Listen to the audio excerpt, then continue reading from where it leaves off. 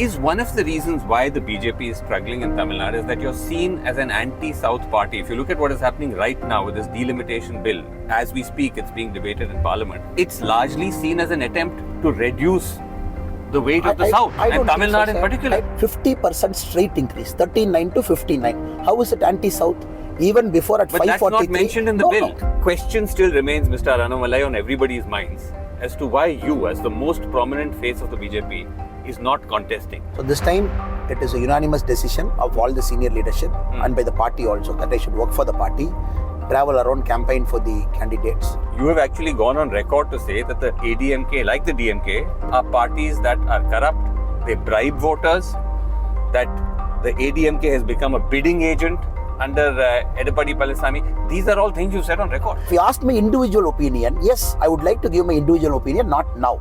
When I again sit in a leadership position, maybe in the future, maybe not in the future, that point of time I would like to speak. But right now, it is not my time and place to speak. I am just a karyakarta. You can ask me about, this is the party direction that is set, whether I agree or not. Let me ask you this. It is my duty as a karyakarta to obey that direction. But you still feel that your alliance has a good chance because Vijay is also in the mix. And Vijay, is Vijay going to do well, by the way? Vijay will also do well, sir. I am not denying Vijay will also do well. He will cut a large segment of the young voters. He will do well. What kind of vote share do you think Vijay is looking like? I don't know, sir. He will get a double digit vote share. Double digit vote share. You never know what will happen up and down.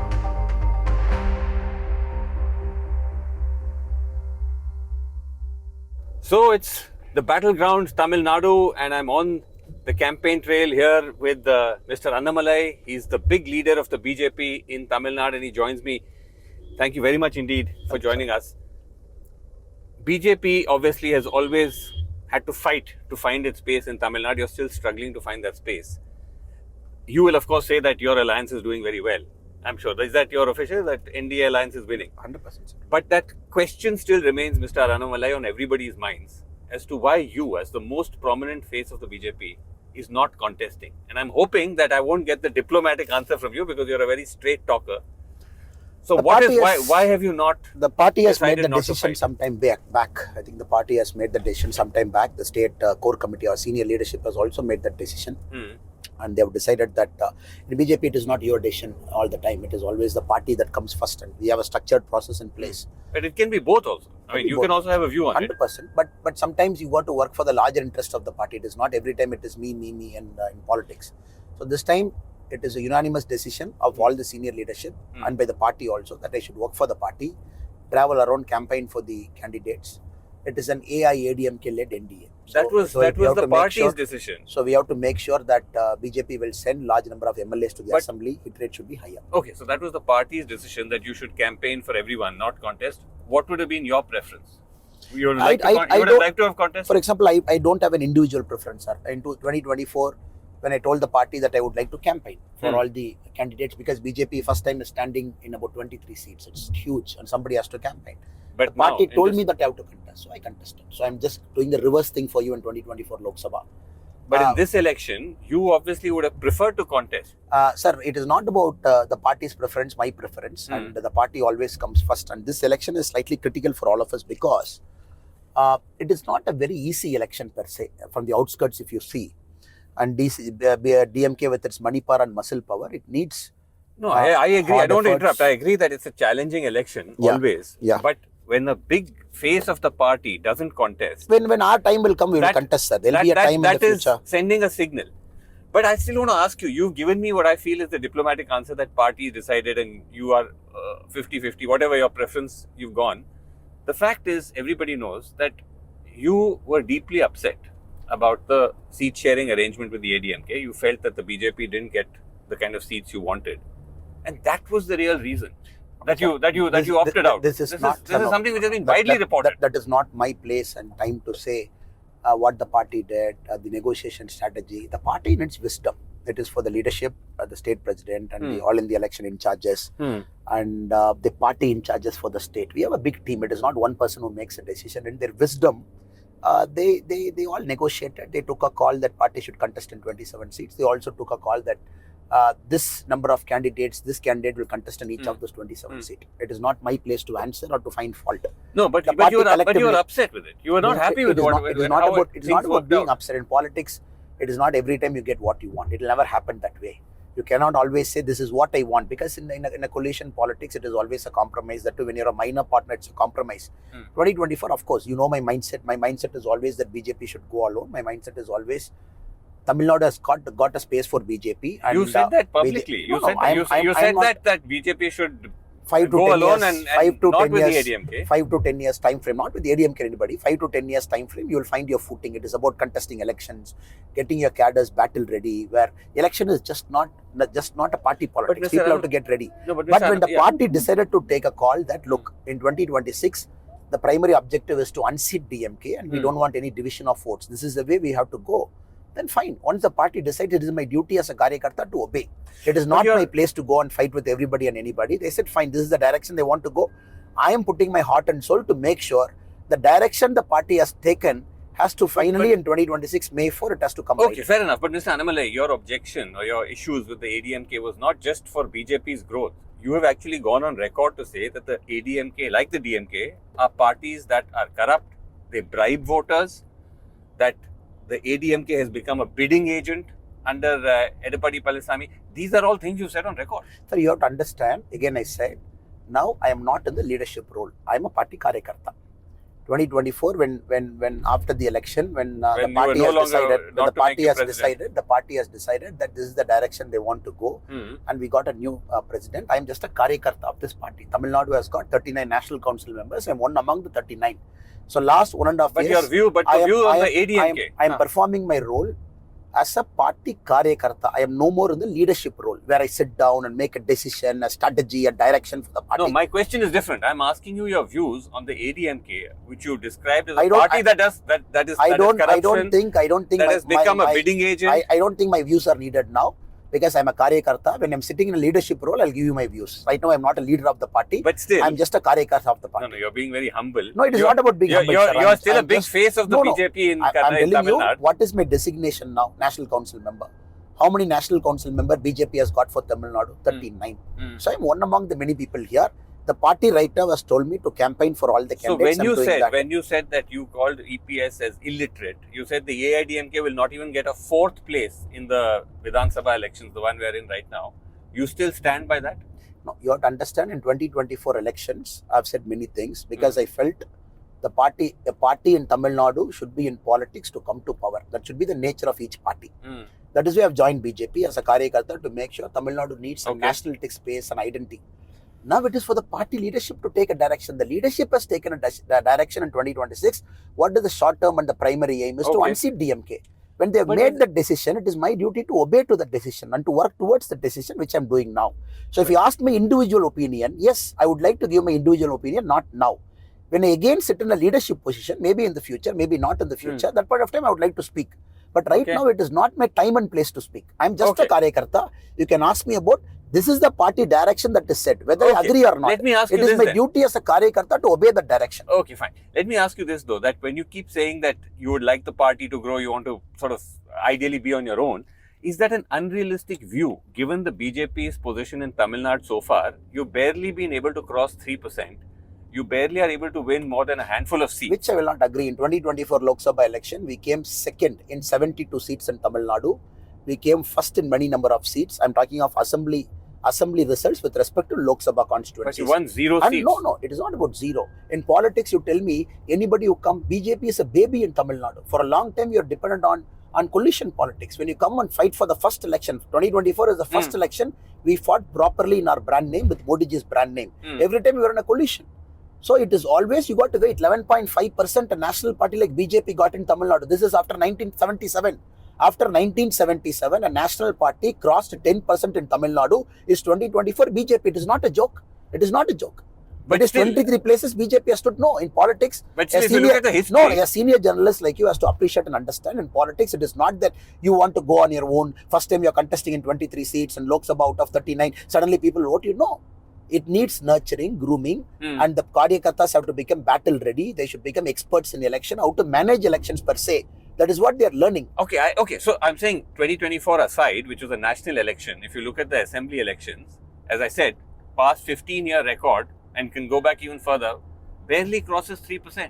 No, you have to understand, barely sir, wins a handful of maybe you cannot like take zero you seats. cannot take a different time frame and force fit into 2026 politics and say in 2006 were like this, 2001 were like this. No, 2026 you No, will I'm see. Of talking course, of 2011, since we are 2014, since we are contesting in lesser number of seats naturally in 27, you cannot have vote share as a percentage and say, look, again 2024 you got this much vote share, now you have come down. That is not the best way to calculate. I would only say the party has grown to the nook and cranny of Tamil Nadu, with good battle-ready cadres across all spectrums, be it in rural areas and urban areas, in all seats.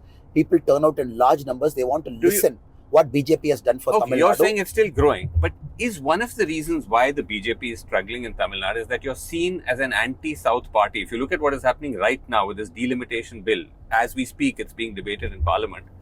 It's largely seen as an attempt to reduce the weight of the South and Tamil Nadu in particular. I don't think so. You should not listen to some DMK 3-4 leaders speaking about the bill. Please talk to the common people of Tamil Nadu. 50% straight increase, 39 to 59. How is it anti-South? Even before at 543. But that's not mentioned in the bill. No. Today they have spoken. Today officially government has spoken. Officially the BJP MPs have spoken about the formula. The Prime Minister has spoken about the formula in his evening address to the Lok Sabha. Very clearly we have mentioned it's a straightforward 50% increase. Today in the floor of the Parliament we have spoken. But Mr. Annamalai, as you know, you've served in the IPS. Verbal assurances don't count in law. The fact is that the draft of the bill which is being debated nowhere mentions the 50% formula. It says that the seat allocation will be on the basis of the census. No, it is no. It doesn't mention 50% at all in the text of the bill. No. It mentioned very clearly a delimitation commission will be established. The commission will establish the modalities about how it is going to be done. Today we have gone one step further. Today we have gone one step further. We have clearly clarified this is the direction we intend to go. The government intends to go, and we all have spoken. And the text is also being put. All the leaders have spoken. No, but why is the text? Why, if that was the case, why is that not there in the text of the bill? No, you have to understand. I am not the law minister of this country. I'm not asking you to explain. I'm saying as a karyakarta of this party, not there. As a karyakarta of this party, I can speak what my national president, Mr. Amit Shah ji, or senior members of the parliament today they have assured in the will of the house for all the parliamentary members and to the people of southern part of our country. It is a clear-cut 50% increase. So Tamil Nadu is not going to lose anything even before this delimitation. Again, as I said, as you fully understand that unless something is put down on paper, it does not count. That will be done. Putting in paper will be done. It is not that we are not saying nothing will be put on paper. Tomorrow, 4 o'clock, the voting will happen. April 17th, 4 p.m., the voting will happen. Today, we have given assurance to the parliament how it is going to go.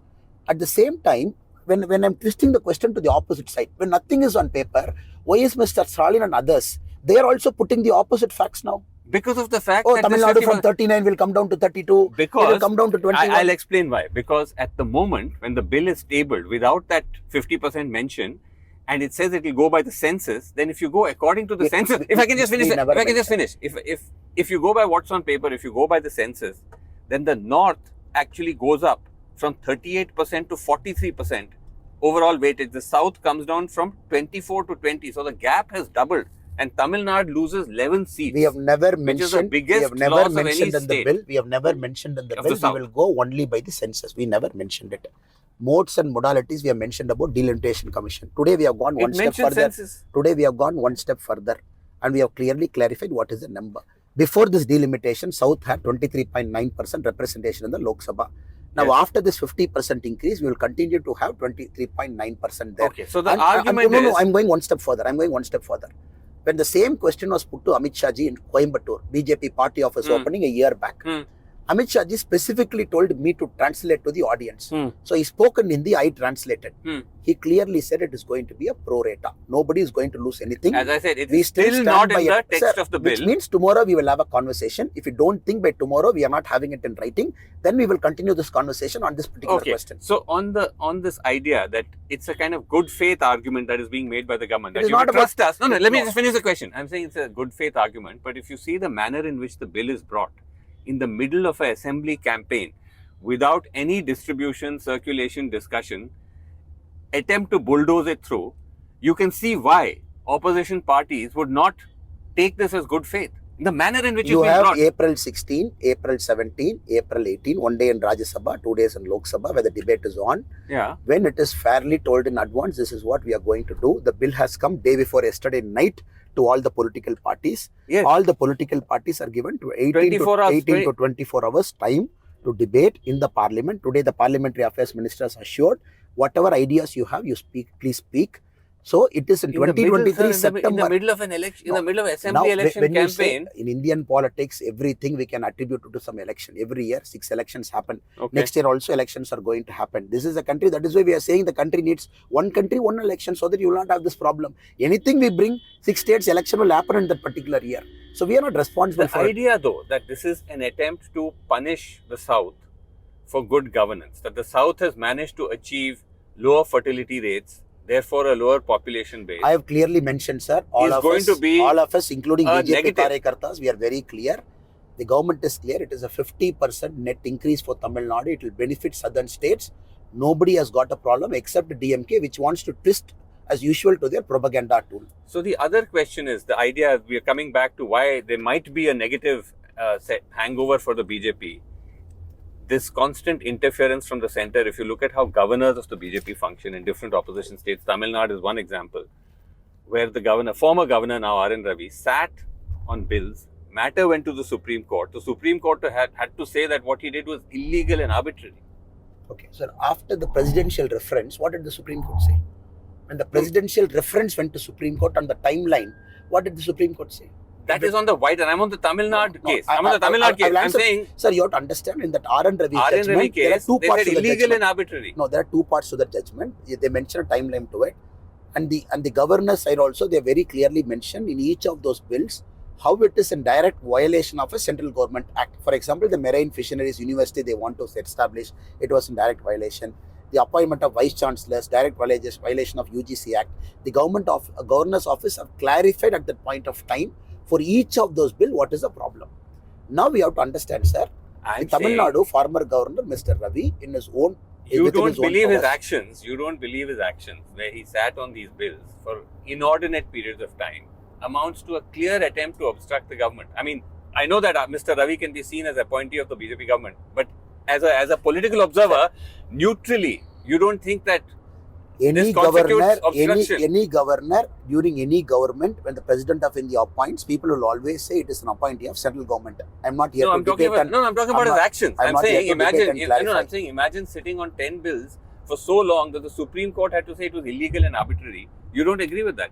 Sir, I don't agree with the particular Supreme Court's the first direction of pushing governors and president of our country to have certain timelines, because constitution in good faith, when it was debated in parliament only, they were never mentioned timeline. I'm very happy the Honorable Supreme Court and the presidential reference have reviewed it and they have gone back to the original thing. That is the timeline. That is the larger. I'm talking only about coming to the second point actions also. Of the governor the here. Second point also, I particularly believe, even in many cases where some error of judgment or lapse has happened, the governors can rectify it. I'm not saying all people are great.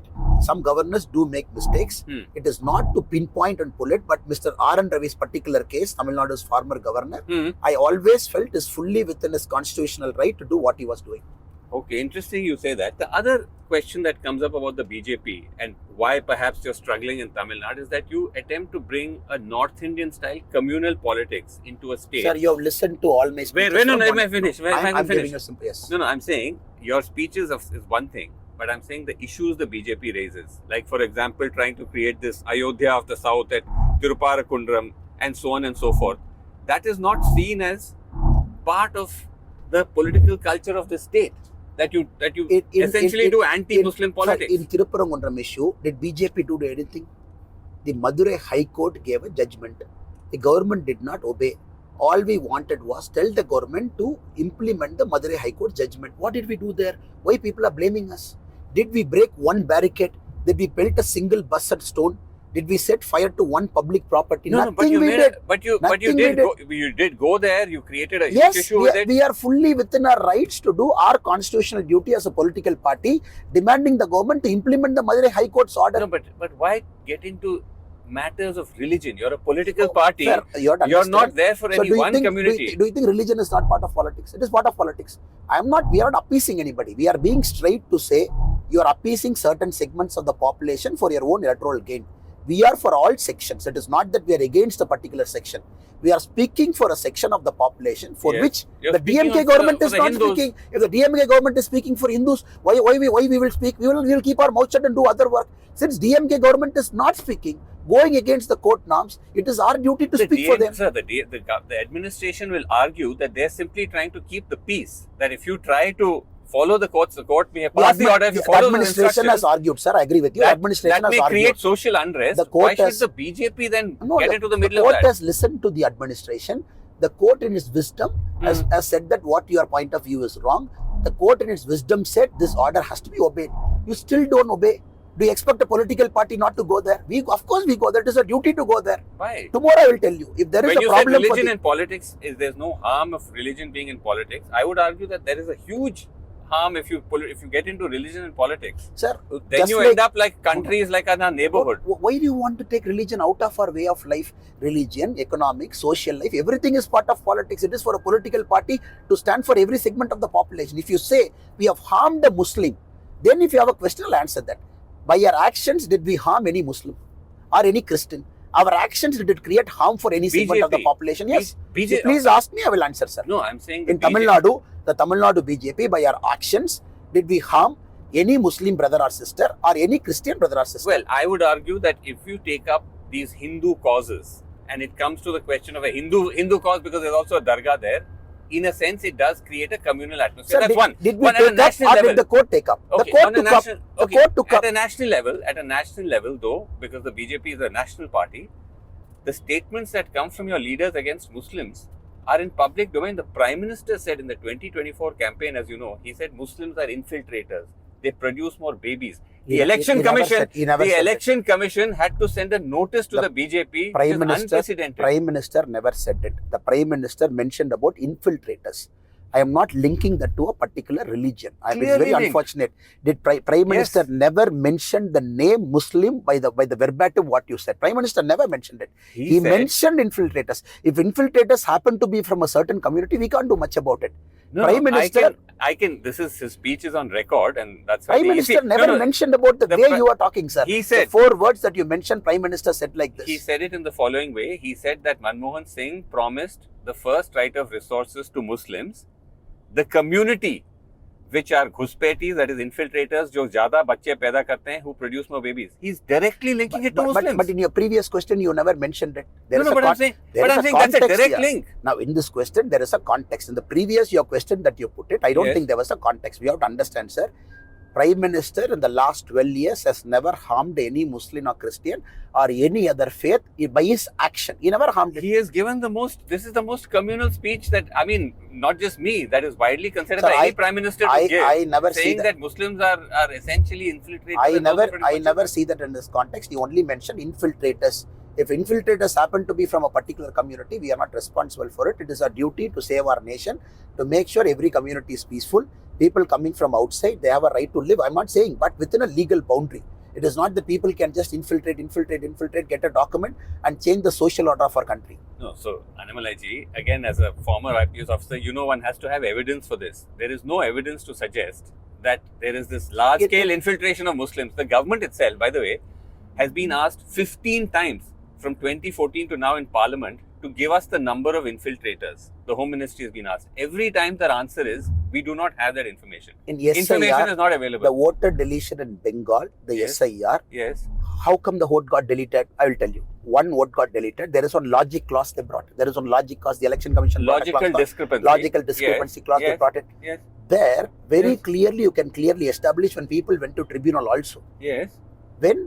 Logically, when you say in 2001, I was in the voter roll, and let us imagine 2011, I was in the voter roll, 2026, logically, the age doesn't match. They don't even have a relative to say who they are.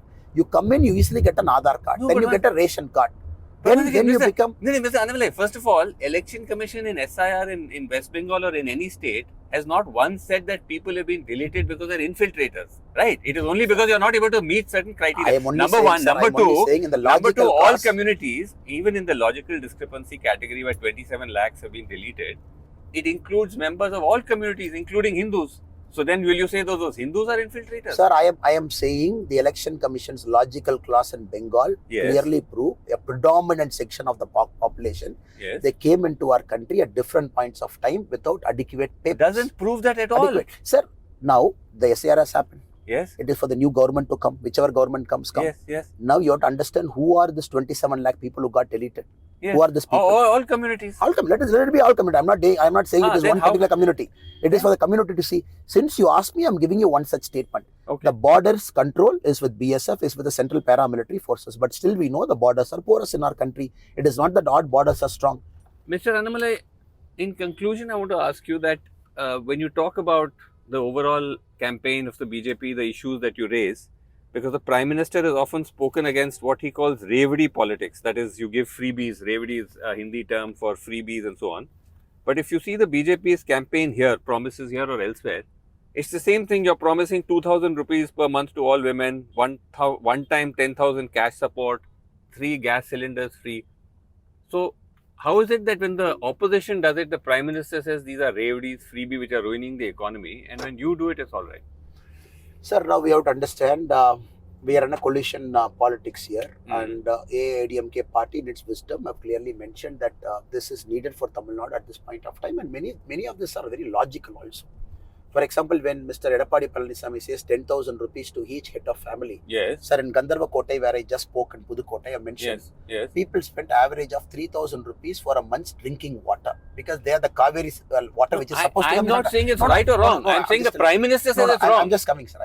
Many think it is local, context driven, and we are not recklessly promising anything. Just like a typical recklessly we come, we say we will give you this, give you that. No.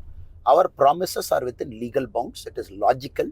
It is there to free some people of their burden, or in the case of 2,000 rupees per month, it is also proven in Tamil Nadu, percolation, trickle-down economics. But Annamalai ji, all parties, whether it's the DMK or the Trinamool or any opposition party, they'll all say the same. They're also giving it logically. Sir, they're also giving it within the ambit of the law. The Prime Minister, the Parliament added a context to it. Now, when the state is already a debt-burdened state, when you're dependent on central government for your bond issuance and so many things, he said when you do it as a political party, just be within your norms, you be very clear what you're doing.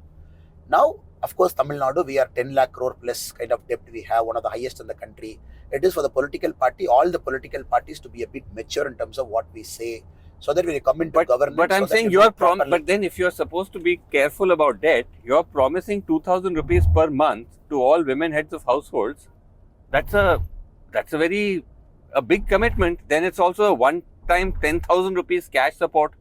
Those are big financial commitments. Yes, fine. Yes, ADMK has thought through it. After that only they have come to this judgment. Okay. For all the price rise increase that has happened in the last 5 years, it is a one-time burden easing measure. Okay. One time you transfer 10,000 rupees to their bank account so that the burden gets eased. Okay. And with respect to this 1,000 rupee per month, you know, in Tamil Nadu, it has actually proven that a trickle-down economics can overall take the well-being. But it still is pretty much like my revdi is fine. Yours is not. So I'm not but last like question to you, because I think your person who handles your media is getting agitated. He wants us to wrap. You still, we start with the journey of Annamalai not contesting, you still feel you're okay with the decision, or somewhere inside Mr. Annamalai, because, you know, as they say, the night is now deep, you feel bad that you're not in the fray? I will only say, sir, in North India you say this, no? Delhi bahut dur hai. Politics is a long journey. Okay. And you can never predict what will happen tomorrow. You just go by your heart, and many a times you put your head down, you just log it out in the hope that somebody will benefit from all your hard work, the party will benefit. Okay. That is my thinking. It's a long game in politics. What happens. Nobody can stop what is happening. But you still feel that your alliance has a good chance, because Vijay is also in the mix. And is Vijay going to do well, by the way? Vijay will also do well, sir. I'm not denying. Vijay will also do well. He will cut a large segment of the young voters. He will do well. But whether Vijay can win this election, I don't think so. 2026, Vijay can win. So, but Vijay has got good traction. I'm not denying it, because he does. Because after this election results, of course, we'll be in touch. You will talk to me. Vijay will do well. But what kind this of percentage? Election, who will form a government? If you ask me who will form a government, it will be NDA which will form the government. That what kind of vote share do you think Vijay is looking like? I don't know, sir. He will get a 15, double digit vote share. Double digit vote share. You never know what will happen up and 20%, down. And Seeman is 25%? also. I'll not get into that. But double digit vote share. Seeman is also working very hard in a parliamentary election.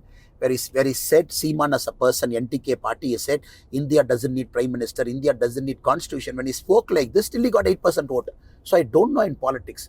Vote share might go up and down. Vijay will also get a good vote share. Seeman will get a good vote share. Vijay, but who will come to governance? It is NDA that will come to governance. Vijay, you said young people. He might get a lot of the young people. Is he going to cut your vote? So he will as well. He's sort of cutting the opposition vote. When you're looking at anybody in double digit, they'll cut votes of all political parties. Politics will change. It is not like a static water. Okay. New people come, first time voters will come, they look at. So ADMK, the votes that they got in 2021, they might not retain it. They might repeat something, new voters will come. DMK might not retain something, new voters will come. It's like a flow of water. In that context, he will cut some votes. At the same time, we are also going to get new votes. It is not that a political party is not going to get new votes. So at the end of the day, you say NDA is coming to power. Annamalai is not at the moment in the fray, but let's see. Politics, as you said, is a long game. For last 8 months, I've been very aggressively doing farming, and I spend a lot of time in my farm. Okay. And I've developed an interest in organic farming. I'm getting a farm completely into it. So 21st evening, 5 o'clock, my pracharam ends. Right. And you're 22nd back morning, to the farm. I'm back into the farm. Okay, well, I'll come and visit you on the farm one of these days. You should come. I'd love to see what you're doing. Thank you very much. You should be a guest. Thank you so much. Thanks.